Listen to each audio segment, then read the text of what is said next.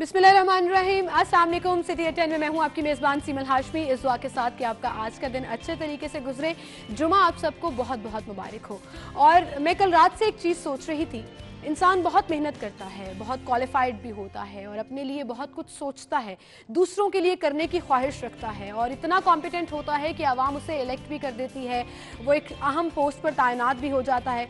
लेकिन फिर कभी कभी ऐसा होता है जो आजकल हो रहा है तब्दीली के नाम पर। जी हाँ, मैं बात कर रही हूँ जो काबीना में बहुत बड़े लेवल पर तब्दीलियाँ हुई हैं। बहुत सी वजारतें जो हैं वो अब कलमदान एक से लेकर दूसरे को और दूसरा कलमदान तीसरे को सौंप दिया गया है। ऐसा ही चेंज यानी कि ऐसी ही तब्दीली अब पंजाब में भी जो है वो आने वाली है। ये खबर है कि बहुत ज़्यादा रद्दोबदल होने जा रही है पंजाब में भी काबीना के अंदर। वो कब अनाउंस करेंगे, कब फाइनल होगा, ये तो एक दो दिनों में ही पता लग जाएगा। लेकिन तब्दीली के नाम पर अवाम का इस्तेहसाल नहीं होना चाहिए। इस्तेहसाल होने के बजाय अवाम बेचारी परेशान, वो चाहे महंगाई के ज़ुमरे में है, वो चाहे हालात के ज़ुमरे में है, कारोबारी तबका अलग परेशान है, ताजिर बरादरी अलग परेशान है। यानी कि हर तबका हाई फिक्र से ताल्लुक़ रखने वाला शख्स इस वक्त परेशानी में मुब्तला है। हुकूमत रिलीफ देने में फ़िलहाल तक तो बुरी तरह नाकाम हो रही है। तो क्या ये जो तब्दीली अपने अंदर की जा रही है, लोगों को निकाला जा रहा है, कुछ लोगों को लाया जा रहा है, कुछ लोगों को यहाँ से उठाकर यहाँ बिठाया जा रहा है, क्या ये आवाम के लिए बेहतर होगी या नहीं, ये एक बड़ा सवाल है। बहरहाल इस पर भी आज हम बात करेंगे, लेकिन फिलहाल आगाज़ करेंगे मौसम की सूरत हाल से। टुडेज़ वेदर शामिल कर लेते हैं।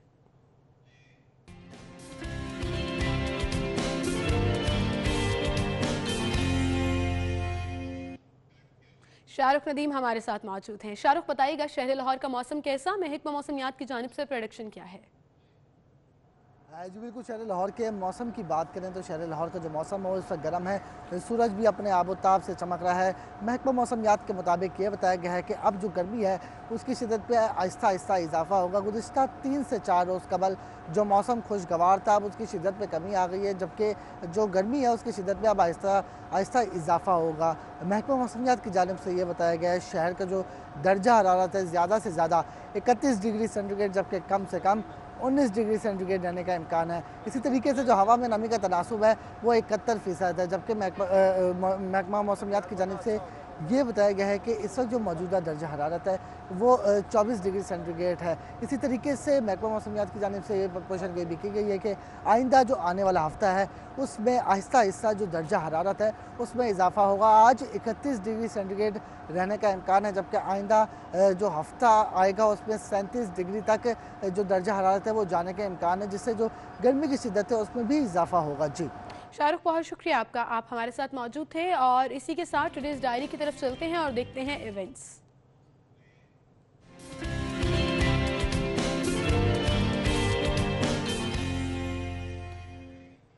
जी, लाहौर ऑडिशंस हो रहे हैं अलहमरा कल्चरल कॉम्प्लेक्स में, डिफरेंट फील्ड में, ख़ासतौर पर एक्टिंग, डायरेक्शन और थिएटर एक्सपीरियंस लोग जो हैं वो इसमें परफॉर्म कर सकते हैं, अपना ऑडिशन दे सकते हैं। इसके साथ साथ फ़नकारों के लिए ये ऑडिशन है, शुरू हो चुका है जी सुबह 9 बजे और रात 8 बजे तक ये कंटिन्यू रहेगा।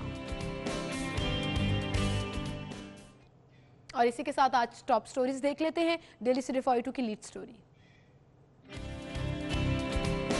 मोटरसाइकिल बस के लिए अलग अलग लेन, पायलट प्रोजेक्ट माल रोड कैनाल रोड पर शुरू होगा।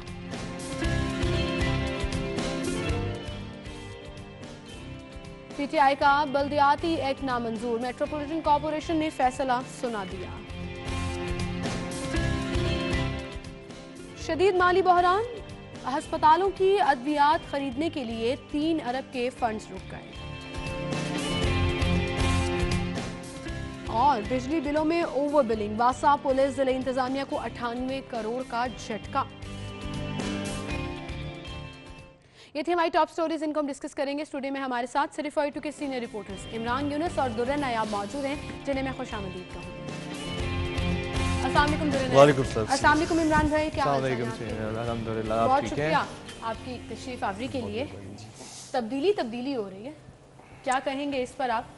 पंजाब में भी अब आज या कल में ही ये खबर भी सामने आ जाएगी। पहले हुकूमत तरदीद करती है और फिर ज्यादा नहीं तो 3 दिन बाद ही मान एक्चुअल वो हो जाता है। नजम सेठी साहब ने ये खबर दी थी 24 न्यूज पर, और उसके असद उमर साहब जो है वो बहुत लोगों ने बुरा भी मनाया था उस पे, और उस पे इमरान खान ने मुझे याद है तरदीद की थी कि जी ऐसा कुछ नहीं होने जा रहा, लेकिन वक्त कहते हैं ना कि वक्त बड़ा जालिम है, साबित हमारे कर देता है। साबिक वजीर जो इतलात के फवाद चौधरी, अब तो खैर साइंस एंड टेक्नोलॉजी मिल गई उनको, उन्होंने ये ट्वीट किया था कि कोई रद्दोबदल नहीं हो रही है और मीडिया को बिहेव करना चाहिए। असल में हमें इखलाकियात सिखाई गई थी, लेकिन वो कहते हैं ना कि इखलाकियात सीखते सीखते हमें सिखाते सिखाते वो खुद सीख गए।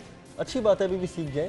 आपने जो इंट्रो दिया ना अपने प्रोग्राम का, बड़ा अच्छा इंट्रो दिया, क्योंकि 99% इस वक्त पाकिस्तानियों की जो राय है ना वो इसी चीज़ में है, या वो महंगाई से परेशान है, या वो तब्दीली से परेशान है, या मुल्क की जो इकॉनमी की इस्तेहकाम इस वक्त नहीं है सूरत हाल पे उस पर परेशान है, या आने वाले फैसलों से परेशान है। लेकिन मैं आपको एक चीज़ बता दूं कि पाकिस्तान मुसलसल 8 माह से तजर्बों का शिकार है, चाहे वो किसी भी लेवल पे हो रहा है, ऊपर वाले लेवल पे हो रहा है, मिडिल वाले लेवल पे हो रहा है, विफाक में हो रहा है, पंजाब में हो रहा है, किसी भी सूबे में हो रहा है, हम मुसलसल तजर्बों की जद में आ रहे हैं। फिर वो कहते हैं कंपैरिजन कर लें आप नून लीग के पिछले दौरे हुकूमत के शुरू के 8 माह और हमारे 8 माह, और कंपैरिजन मैं कर लें तो आपको। एक अजराहे आपको मजाक में एक बात करना चाह रहा था, कोई मैं फेसबुक पे लोग आजकल बहुत सोशल मीडिया पे ट्विटर पे एक्टिव है, तो वो कह रहे थे कि आज की रात और कल की जो रात इबादतें होंगी शब मेराज के मौके पे, सबसे ज्यादा जो है वसीम अकरम प्लस साहब और बाकी लोग करेंगे, ताकि उनके ये 2 दिन निकल जाए, बाकी तो चले कौम जिस तरह निकाल रही है बिल्कुल। अब भारी इशारा जो है वो इस तरफ आ रहा है, और पंजाब में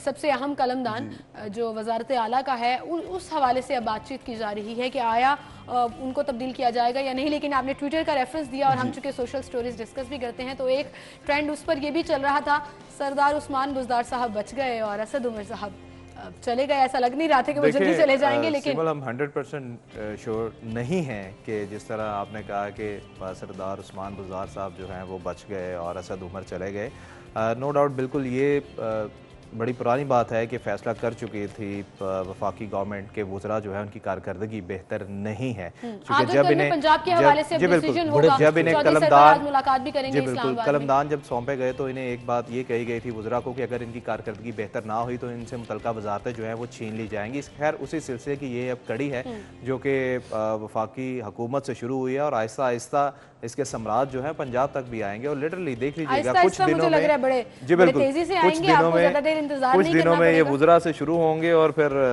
अच्छा खबर दी थी ना जब चौधरी सरवर जो है वो अब डायरेक्ट इस्लामाबाद जा रहे हैं, और पहले वो लाहौर आ रहे थे, पहले लाहौर आ रहे थे, लेकिन उन्हें जो है वो डायरेक्ट तलब कर लिया गया है। सिमल, इसमें एक ही अच्छा पहलू है कि आप जो परफॉर्म नहीं करेगा ना वो घर जाएगा, ये बहुत अच्छा असूल है, होना भी चाहिए। और इखलाकी तौर पे जिस तरह लेकिन लोग ये सवाल मतलब आप फिर तजर्बों की तरफ डाल रहे हैं। नहीं, मैं ये कह रहा हूँ कि किसी भी स्टेज पे, लेकिन मसला ये है, क्या ये बेहतर नहीं है कि पहले सोच लेना चाहिए कि क्या ये बंदा कैपेबल है या नहीं? इमरान की बात की तरफ आ रहा है, उन्होंने रिजाइन कर दिया, उनसे रिजाइन ले लिया गया, उनसे वजारत छुड़वा दी गई या उन्होंने छोड़ दी। तशवीश ये नहीं है, तशवीश ये है कि जब आप ऐसे लोगों को, जब आप इलेक्शन कैंपेन्स में हाईलाइट करते थे, top cream of Tehreek Insaf कहते थे, अगर यही लोग फेल होते जा रहे हैं तो फिर व्हाट इज लेफ्ट बिहाइंड? आपके पास दूसरी ऑप्शंस क्या है? कल खैर ये तो हमारी ऑब्वियसली विभाग की खबर होगी, कल शौकत तरीन साहब ने भी माजरत कर ली, मैं ये वजारत नहीं लूंगा। अब देखते हैं पंजाब में कौन सा कलमदान किसको दिया जाता है, कौन माजरत करता है और कौन खुशी से वो कलमदान चंद महीनों के लिए। हमें तो नहीं पता ना कि बेस्ट परफॉर्मर कौन है पीटीआई में, हमें नहीं पता ब्रेन ऑफ पीटीआई कौन है, हमें नहीं पता वसीम अकरम प्लस कौन है, हमें तो बताया गया है ना। बिल्कुल, तो जब बताया गया, चलें देखते हैं, ज्यादा देर इंतजार नहीं करेंगे आप। पंजाब में जो तब्दीलियां हैं वो भी आज या कल में पता लग जाएगा। अब चलते हैं आज की टॉप स्टोरी की तरफ। एक और कैंपेन फिर से शुरू की जा रही है जी। पायलट प्रोजेक्ट है, माल रोड कैनाल रोड पर शुरू होगा। मोटरसाइकिल बस लेन के लिए अलग अलग लेन्स बनाई जाएंगी। क्या ये पहले नहीं था? ये पहले भी कोई नई चीज आई है? इन्होंने पायलट प्रोजेक्ट किया, आपको याद होगा कैप्टन मुबीन शहीद साहब ने ये एक तजर्बा किया था, ठीक है जी। और इस लोगों को इस पे लाने के लिए उन्होंने दरमियान में कोन्स रखी होती थी, जब हम माल पे चढ़ते थे वार्डन भी खड़े रहते थे कि मोटरसाइकिल सवार सिर्फ इस लेन का इस्तेमाल करें। ये बड़ा तकलीफ दे और लम्हा फिक्र है हुकूमत के लिए कि पुरानी देग में नए पकवान डाल के ना सिर्फ ये पीएसपी, ये सीटीओ टाइप जो सीट्स हैं और जो आपके डिप्टी कमिश्नर, कमिश्नर, जिस लेवल के भी ऑफिसर्स हैं, ये पुराने मनसूबे, हमारी DGLD साहिबा को देख लें, पुराने मनसूबों को नया करके जो है ना वो पेश कर रहे हैं। और इस पर टेक्निकल फ्लॉ है, जो मैं प्रोग्राम से पहले इमरान से जिक्र कर रहा था कि लाहौर शहर में लेन और लाइन की पाबंदी करवाने और उसके हवाले से तजवीज़ करना, फिर इशारे कहाँ हों कहाँ ना हो, कहाँ सिग्नल फ्री रोड्स हो कहाँ ना हो, इसके लिए टीपा पूरी एक एजेंसी आज से नहीं 1975 से है। और टीपा के होते हुए जो ट्रैफिक इंजीनियरिंग प्लानिंग एजेंसी है, क्या उससे कोई मुशावरत की गई? पूछा जाए इनसे, क्या उनसे कोई स्टडी कराई गई? उनका पूरा स्टडी विंग है। आपकी सारी बातें ठीक, लेकिन एक बात से मैं थोड़ा सा इख्तलाफ करूंगी कि अगर ट्रैफिक पुलिस उस पुराने ही चले जो एग्जिस्ट कर रहा है लॉ, ट्रैफिक रूल में वो एग्जिस्ट कर रहा है, अगर उस पर इम्प्लीमेंटेशन कराने जा रही है तो इसमें कोई बुरी बात नहीं। कैसे करवाने जा रही है? पिछले अदवार में भी देखें इमरान भाई, पिछले अदवार में भी अमल दरामद तो कभी नहीं हुआ था ना। ऐसा तो नहीं हुआ था कि लेन फिक्स है तो फिर उसी लेन में मोटरसाइकिल और बसें चलती थी। आप भी एक अरसे से वाबस्ता हैं शोबा सहाफत से। मेरे ख्याल से मुझे तो ये लगता है कि जब से मैंने सहाफत शुरू किया तब से ये चीज़ें जो है मैं सुनता आया हूँ घुमा फिरा के कि बाइक की अलहदा लेन होगी, गाड़ियों की अलहदा लेन होगी और फास्ट ट्रैक की अलहदा लेन होगी। ये मंसूबे पहले भी कई बार मुतारिफ करवाए जा चुके हैं। असल मकसद दो चीज़ें हैं।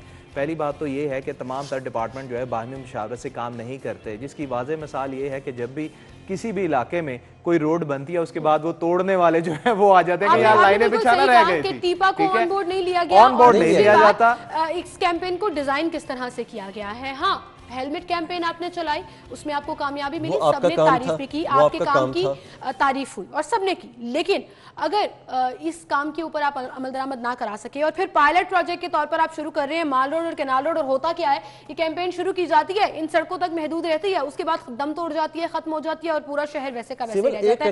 मैं आपका पॉइंट ऑफ व्यू जरूर शामिल करूंगी। एक ब्रेक की तरफ मुझे जाना है, ब्रेक लेते हैं, ब्रेक के बाद दोबारा हाजिर होंगे, हमारे साथ रहिएगा।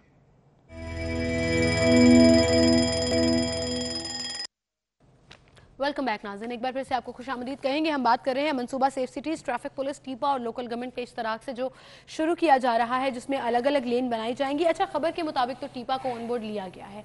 दुरान आप क्या कह रहे थे? देखिए जी, मैं टीपा बीट करता हूँ, फिर या तो मैं कहीं सो रहा था या फिर मैं बहुत अरसे तक गया ही नहीं बीट पे या फिर यही हो सकता है ना कि मैं छुट्टियों पे था। आपसे ऐसी नालायकी तवक्को नहीं की जा सकती, इसका मतलब आप गए होंगे। जी, मैंने इसको चेक किया, ऑफ एंड ऑन मैं देखता भी रहता हूँ कि क्या स्टडी चल रही है शहर में, टीपा क्या सोच रहे हैं, उनको कौन कौन से टास्क दिए गए हैं, कौन कौन सी चीजें दी गई हैं, कहाँ पे वो कोई सिग्नल प्लान कर रहे हैं। यहाँ पे थोड़ी सी चीज मैं क्लियर कर दूं कहाँ से सिग्नल, क्योंकि ये जो प्लान है अभी ये कहा गया है कि इन मुतलका महकमों से डिस्कस किया जाएगा।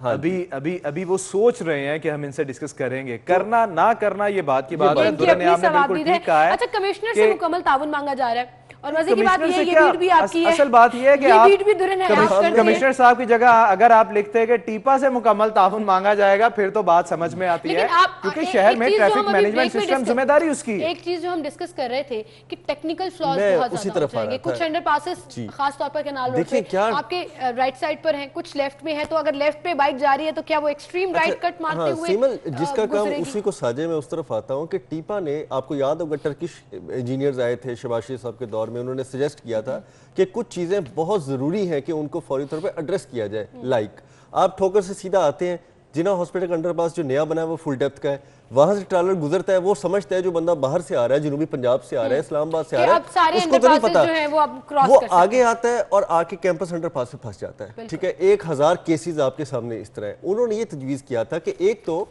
आप इनको ना छेड़ें, इनकी जो इन डेप्थ है उसको कुछ फुट नीचे ले जाए और आप उसकी क्रॉस फाइंडिंग कर लेंगे। तीसरी बात कई हादसात भी हुए हैं।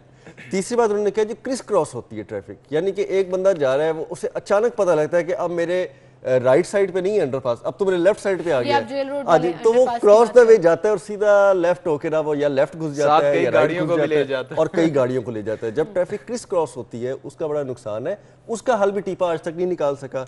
फिर आपको याद होगा कलमा चौक तजर्बा कि टीपा ने हर तरह से तजर्बा कर लिया, एलडी ने पूरा जोर लगा लिया, लेकिन एक इशारा आज भी बरकरार है। दुनिया में पूरी इंजीनियरिंग उनकी फेल हो गई कि उनको नहीं पता लगा कि हमने एक, अब देखें नीचे कलमा चौक अंडरपास, ऊपर आपका एट ग्रेड मॉडलिंग रीमॉडलिंग, उसके ऊपर फ्लाईओवर, फिर उसके बाद बहुत सारी स्लिप रोड्स बनाने के बावजूद आपको इशारा लगाना पड़ा, आप सिग्नल फ्री नहीं कर सकते। अब यही बात है कि क्या ट्रैफिक पुलिस के पास लेफ्ट राइट क्रिस क्रॉसिंग का कोई हल है कि जब आप एक बंदे को लेन पे पाबंद करेंगे, वो मोस्ट लेफ्ट आ रहा है, इंटरनेशनल कानून के मुताबिक वो मोस्ट लेफ्ट आ रहा है और मोटरसाइकिल पे आराम से जा रहा है, लेकिन अचानक उसने तो अंडरपास से गुजरना है, वो मोस्ट एक्सट्रीम राइट आएगा और सीधा आके वो कई चीजों में टकराएगा, कुछ करेगा, क्योंकि हेलमेट बिल्कुल, पहना और है, उसको नजर नहीं आ रहा। आपके मोस्टली कैनाल रोड की बात कर लें, जहां पर ये कैनाल की बात प्रोजेक्ट मैं भी शुरू किया कर रहा जाना है, वहां पे आपके मोस्टली अंडरपासेस जो है वो राइट साइड पर Right हैं, side पे तो आ रहे मोटरसाइकिल वाले वहां से क्रिस क्रॉस करेंगे, और अगर उन्होंने अंडरपास पे नहीं जाना और वो लेफ्ट पर जा रहे हैं और जेल रोड पर आते हैं तो फिर उनको राइट आना उनको right पड़ेगा। आना तो पड़ता ये जो कॉम्प्लिकेशंस हैं इसको कैसे एड्रेस किया जाएगा? इसी तरह असल गाड़ियों सवाल वाली है। लाइन जो है वो जेल रोड वाले अंडरपास में मोस्ट लेफ्ट आएगी और सीधी घुस जाएगी। बिल्कुल सही। चलें देखते हैं जी, मुकम्मल इश्तराक जो है वो किया जाएगा मुख्तलिफ डिपार्टमेंट्स के साथ, टीपा को भी इश्तराक नाफिज किया जाएगा इस खबर के गवर्नमेंट को भी मुताबिक। इश्तराक नाफिज किया जाएगा कि उनसे तो पूछा नहीं कि उनको तो कहा जाएगा कि अब आप चले चले देख हमारे लेते हैं, साथ। शायद पूछ लें, लेकिन बहरहाल कंसर्न मेरा ये है कि ये पायलट प्रोजेक्ट अगर शुरू किया जा रहा है और अगर ये पॉसिबल है तो ये mall road, jail road, canal road या इस तरह की जो 4-5 मॉडल रोड्स करार दे दी जाती हैं हर दफा, सिर्फ यहाँ फिक्स होकर ना रह जाए। शहर में और भी मकामात हैं और भी सड़कें हैं जहाँ पर अगर ये रूल खास तौर पर मोटरसाइकिल सवारों के हवाले से नाफिज कर दिया जाए तो जिंदगी बड़ी आसान हो जाएगी, क्योंकि हर गाड़ी चलाते हुए शख्स को ये शिकायत होती है और जो जेन्युइनली एग्जिस्ट भी करती है कि एक मोटरसाइकिल सवार का नहीं पता लगता कि वो कहाँ से आ रहा है। मतलब आप एक्सट्रीम राइट पर जा रहे हैं और फुल स्पीड से जा रहे हैं और पीछे से बाइक आ रही है और आपको हॉर्न दे रही है या डिपर मार रही है कि अपनी गाड़ी साइड पे करो, मैंने गुजरना है। ये हालात है हमारे यहाँ पर। जो हमारे मार्केट में सब स्टैंडर्ड और सब स्टैंडर्ड डिजाइंड हेलमेट मिल रहे हैं, उसमें तो आपको शार्प जो इन्विजन है वो क्लियर नहीं है, नजर भी नहीं आता। और फिर अगर खुदा ना खास्ता कोई हादसा पेश आ जाए तो गलती गाड़ी वाले की होती है, क्योंकि वो गाड़ी चला रहा है, वो एक साहिब हैसियत इंसान है और उसको देखकर गाड़ी चलानी चाहिए थी। मोटरसाइकिल वाला जो सवार है वो बरी जिम्मा हो जाता है। बहरहाल लेट्स सी कैसे इस पर अमल दरामद करते हैं। हम अगली खबर की तरफ चलेंगे जी। हमारी आज की दूसरी खबर, पीटीआई का बल्दियाती एक्ट नामंजूर, मेट्रोपॉलिटन कॉर्पोरेशन ने फैसला सुना दिया। शेम शेम के नारे और इसकी प्रोडक्शन तो लॉर्ड मेयर लाहौर पहले ही कर चुके। क्या कहेंगे इमरान भाई? देखिए जी, पुराने बल्दियाती एक्ट के हवाले से बात करें तो एक अरसे से ये एक्ट जो है वो चलता आ रहा है और इसी सिस्टम के तहत काम हो रहा है, लेकिन यहाँ पर भी जो बल्दियाती नुमाइंदे हैं उनका ये कहना था कि हमें फ़ंड्स जो है वो नहीं दिए जाते और अगर मांगने भी पड़ते हैं तो हमेशा अरकान असम्बली की जो है उनका झगड़ा रहता है कि वो हुकूमत को कहते हैं, ब्यूरोक्रेसी को कहते हैं कि फ़ंड्स हमें दिए जाएं। खैर ये लड़ाई झगड़ा तो जो है वो चलता जाएगा। इस सिस्टम के हवाले से बात करें तो इस सिस्टम का टेन्योर जो है वो 2021 में 31 दिसंबर को जो है वो ख़त्म होने जा रहा है, लेकिन ये पीटीआई की जो गवर्नमेंट है उसने बिल्कुल इस जो मौजूदा बल्दियाती निज़ाम है इसको काला कानून जो है वो करार दिया था और कहा था कि इख्तियारात जो है वो निचली सतह तक नहीं है। कल जो है वो हमारी वज़ीर बल्दियात कल मेरी वज़ीर बल्दियात से चूँकि स्पेशली मुलाकात भी हुई और इस हवाले से मैंने उनसे क्वेश्चन किया कि सिर्फ अपोजिशन के बल्दियाती नुमाइंदे नहीं बल्कि हुकूमती आपके पीटीआई के बल्दियाती नुमाइंदे जो है वो इसकी भी खिलाफ वर्जी कर रहे हैं। वो कहते हैं कि इसी सिस्टम को मजबूत किया जाए, बेहतर किया जाए और इसे टेन्योर पूरा करने दिया जाए। अच्छा, ये हुकूमत गैर सियासी लोकल बॉडी लाना चाह रही है, ये भी बात की जा रही है कि गैर सियासी तौर पर इलेक्शंस कराए जाएंगे। नुमाइंदगान ये कहते हैं कि गली मोहल्ले की सियासत ये खत्म कर रहे हैं, ये खुद खत्म हो जाएंगे। फिर कल ये पंचायत सिस्टम जो है, नेबरहुड काउंसिल से जो है उन्होंने मुल्क को एक तजुर्बागाह बना दिया। देखिए जो इनिशियली प्लान जो है वो डिस्कस किया जा रहा है, अगर वैसा हो जाता है, अभी मंजूर तो नहीं हुआ, अगर वैसा हो जाता है तो यकीन मेरे ख्याल से थोड़ा बेहतर आएगा, क्योंकि नेबरहुड काउंसिल जो है वो इसमें शामिल है, पंचायत सिस्टम जो है वो आ रही है। और जो मुझे सबसे ज़्यादा अच्छी चीज़ इस नए मसवदे में लग रही है वो ये है कि 40 अरब रुपए रखे गए हैं सिर्फ तरक्याती कामों की मद में, वो भी पंचायत सिस्टम को देने के लिए कि उनको दिए जाएंगे कि वो अपने गली मोहल्ले के जितने भी काम है, तरक्याती काम है, वो इन 40 अरब रुपए से करवाएंगे। और मेरे ख्याल से हिस्ट्री में पहली दफा हो रहा है कि इतनी खतीर रकम जो है वो रखी जाएगी अगर पंजाब असम्बली इसे अप्रूव कर देती है। वहां से आप पिछले जब से ये हुकूमत आई है 9 माह और उससे कबल जब इलेक्शन कैंपेन्स भी चल रही थी, आप तहरीक इंसाफ की बीट भी करते रहे, आपको ये नहीं कहना चाहिए वो नारे कुछ और लगाती है, करती कुछ और है। इसीलिए मैंने ये कहा, इसीलिए मैंने कहा अगर कर दें, अगर इसलिए मैंने कहा कि अगर वो कर देंगे, ऐसी उम्मीद भी नहीं, मुझे तो अगर लगाने की भी जरूरत नहीं। इनके पास तो शहर के जो बड़े मंसूबे हैं उनको मुकम्मल करने के पैसे नहीं है। आप फॉरेन ट्रेन देख लें, कह रहे हैं कि 1 रुपए का काम नहीं हुआ। कई ऐसे अंडरपासेस हैं जो बेचारे वैसे के वैसे पड़े हैं, ओवरहेड ब्रिजेस के मंसूबे वैसे पड़े हैं, रोड डेवलपमेंट वैसे लोगों के गटरों के ढक्कन नहीं है जो एमपीएस ने अपने अपने होल्ड में रखे हैं। बल्दियाती नुमाइंदों को ये गटरों के साथ ट्रस्ट नहीं करते कि उनके ढक्कन जो है वो उनकी जिम्मेदारी लगा दें। किसका मैं कितनी बार हाईलाइट कर चुका हूं कि एलडीए के पास अपने पैसे पड़े हैं, 76% बजट वो इस्तेमाल नहीं कर सका। और वो सरेंडर हो जाएगा। अब ये तो वो बात नहीं है ना कि महकमा खजाना के पास पैसे मंजूर नहीं नजर थे। अफसरान के मंजूर नजर अफसरान के ताने नून लीग के दौर को दिए जाते थे, तो अभी जब हम देखते हैं कहते हैं कि ब्यूरोक्रेसी हमारा साथ नहीं देती। तमाम वुज़रा जो हैं वो शिकायत करते हुए दिखाई देते हैं वजीर आजम को, वजीर आला को, कि ब्यूरोक्रेसी हमारा साथ नहीं देती। 3 दिन पहले मेरे ख्याल से ब्यूरोक्रेसी इन्हीं का साथ दे रही है जिसकी वजह से एलडीए के 76% फंड जो है वो कोलैप्स कर जाएंगे। दूसरी बात है, इन मिनिस्टरों की सोसाइटियां तो पास हो रही हैं और वो भी एलडीए कर रहा है। अब इमरान मुझे छेड़ बैठा है। आप थोड़ा सा ठंडा हो जाए, आप थोड़ा ठंडा हो जाए। 3 दिन पहले सीएम साहब से ये बात की गई है कि ब्यूरोक्रेसी आपके साथ नहीं है, इस वजह से तबादले कर रहे हैं। तो कह रहे थे आप बताएं, हमने कहा भाई आप बताएं ना, आप वजीर आला हैं। तो कहते हैं जी देखिए ब्यूरोक्रेसी को जो है वो स्टेट के साथ होना चाहिए, किसी पार्टी के साथ नहीं। तो हमने कहा फिर सारी बात है कि अभी फिलहाल देखिए बात ना बदले, अभी फिलहाल एलडीए की बात हो रही थी और डीजी एलडीए जो है वो काफी अरसे से यहाँ पर बुराजमान है। चाहे एलडीए का बजट ना दे, चाहे बजट इस्तेमाल ना करे, फंड्स कोलैप्स कर जाए, तो फिलहाल है कि ऐसी अच्छी कारकर्दगी के बावजूद वो अभी मौजूद है। ब्रेक की तरफ मुझे जाना है, ब्रेक लेते हैं, ब्रेक के बाद दोबारा हाजिर होंगे, हमारे साथ रहिएगा।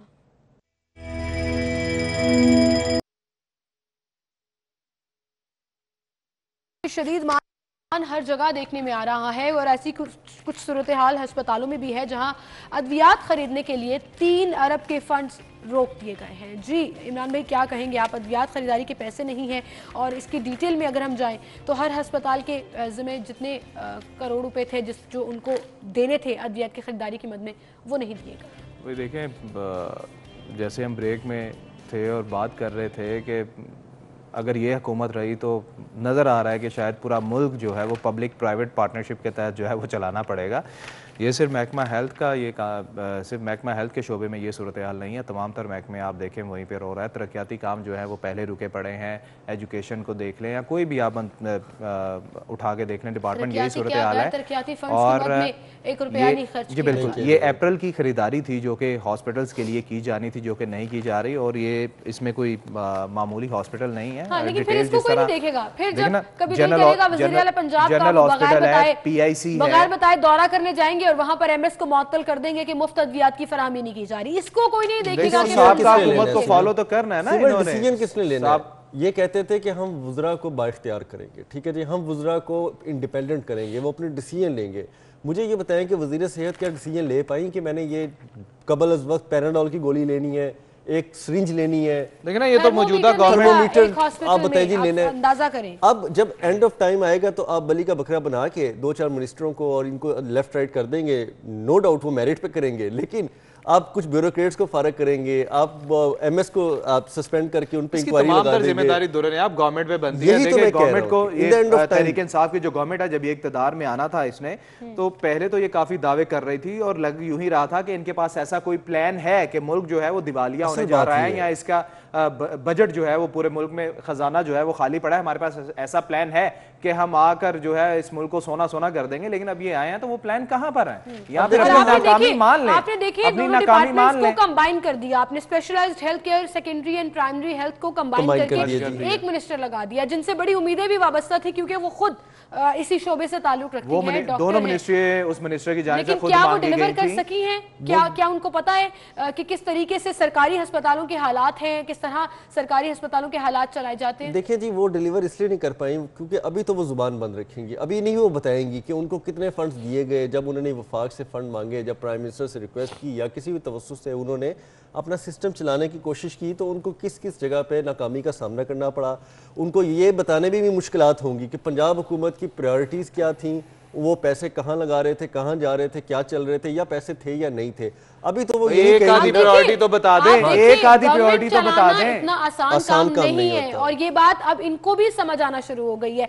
टेक्नोक्रेट्स की ये लोग बात करते थे, लेकिन एक नौकरी पेशा शख्स और एक कारोबारी माइंडसेट वाला शख्स, जमीन आसमान का फर्क होता है और वो फर्क अब नजर आना शुरू हो गया कि आप बड़े लेवल पर नहीं सोच पा रहे, आपको चीजें समझ नहीं आ रही हैं। लेकिन फंड्स के ऊपर बड़ी वो जिसे कहते हैं ना कि रोक कर बैठे हुए हैं, बड़े ताले लगा दिए हैं। तो ये बेहतर करें, हाँ, मतलब ना हेल्थ, ना एजुकेशन, ना तरक्याती काम। अब तो आपने जो मुतलका वजारतें होती हैं, कंसर्न बंदे या उसी फील्ड के माहिर बंदे जो हैं वो लगाए हैं। कहाँ हैं वो बंदे? आप तालीम को देख लें, आप इसी तरह आप हेल्थ को देख लें। आपने कहा जी मेरे पास टीम है, मेरे पास ऐसी टीम है जो पूरी दुनिया में किसी के पास नहीं है, और टीम जो है ना, टीम ने वो परफॉर्मेंस दिया जो पूरी दुनिया में किसी टीम ने नहीं दी। मुझे तो यकीन करें, अल्लाह की कसम मैं सोचता हूँ कि मुझे पाकिस्तान क्रिकेट टीम भी कहीं काबल टीम नजर आ रही है। फिर आप कहेंगे कि मैं विफाक की बात कर रही हूँ, लेकिन मुझे वो इलेक्शन कैंपेन्स के दिन आ जाते हैं याद, जो यहाँ लाहौर में बैठकर इन्होंने कहा था कि मेरे पास असद उमर जैसा जो फाइनेंस एक्सपर्ट है वो पूरे पाकिस्तान में किसी पार्टी के पास नहीं है, और अगर वो और उसको आप सिर्फ 8 माह बाद निकाल देते हैं। आप 8 माह बाद की बात करती हैं, आप आईजी को 3 महीने नहीं बर्दाश्त कर सके, उसको घर भिजवा दिया। मतलब मुझे तो इस 9 माह समझ नहीं आ रहा। आप 3 आईजीज तब्दील कर चुके हैं पंजाब के, आपने ब्यूरोक्रेसी में इतनी बड़ी बड़ी तब्दीलियां की, और फिर आप कहते हैं कि ये वो ऑफिसर हैं जो शहबाज शरीफ के दौर में काम करते थे, तो बात तो फिर वही आ जाती है ना, हुकूमत ने अपनी नाअहली तो छुपानी होती है ना सिमल, है ये आपकी एक्सपर्टीज में आता है। देखें हुकूमत जो है वो खुद पे कभी कुछ नहीं लेती, वो यही कहेगी ना कि ब्यूरोक्रेसी हमारा साथ नहीं देती, ब्यूरोक्रेसी काम नहीं कर रही, जिसकी वजह से हम डिलीवर नहीं कर पा रहे ना। बिल्कुल सही, बात तो ये। चले ये हीले बहाने जो हैं बहुत जल्द ये भी खुलकर सामने आ जाएंगे कि किसकी वजह से डिलीवर नहीं हो पा रहा, आवाम को रिलीफ क्यों नहीं मिल पा रहा। बहरहाल बहुत शुक्रिया आप दोनों का, आप हमारे साथ मौजूद थे। नाज़रीन, हम एक ब्रेक की तरफ चलते हैं, ब्रेक के बाद दोबारा हाजिर होंगे, हमारे साथ रहिएगा।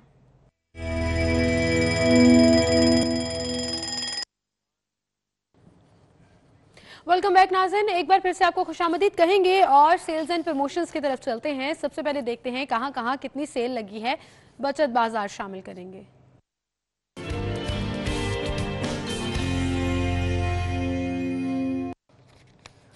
जी सेल्स में देखते हैं हमारे पास आज कौन कौन से ब्रांड्स हैं। सबसे पहले ब्रांड है डाइनर्स, और डाइनर्स पर अप टू 50% तक आपको ऑफ मिलेगा। और किड एंड कबूडल ब्रांड है, फ्लैट 50% तक आपको ऑफ मिलेगा।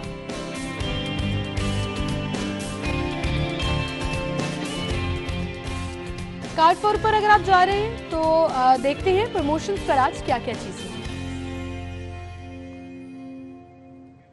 टपाल दानेदार है जी, retail price 440, promotional price 349, 91 rupees आप बचा सकते हैं।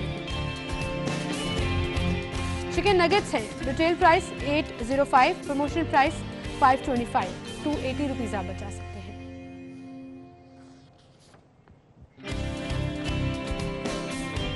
सब्जी और फलों की बात होगी, ओपन मार्केट का हम रुख करेंगे आज के भाव में।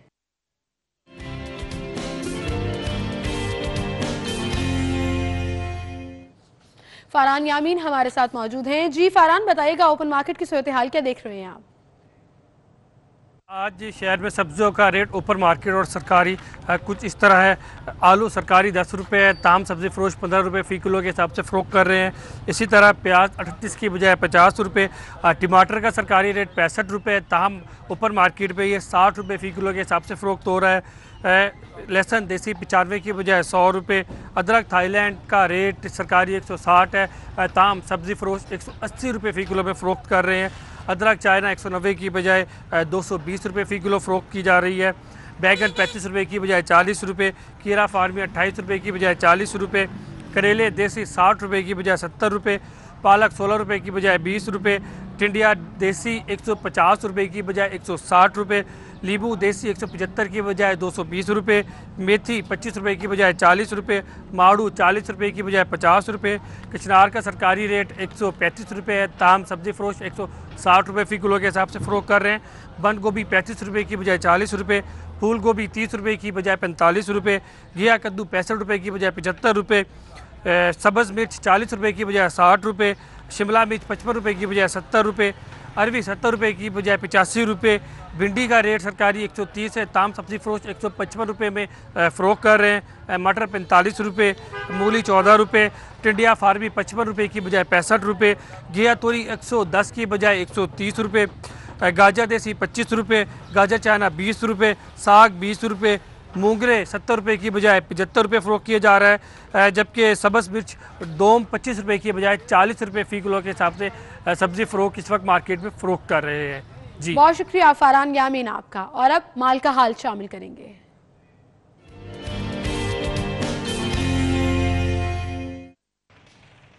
एक नजर डालते हैं गैर मुल्की करेंसी रेट्स पर।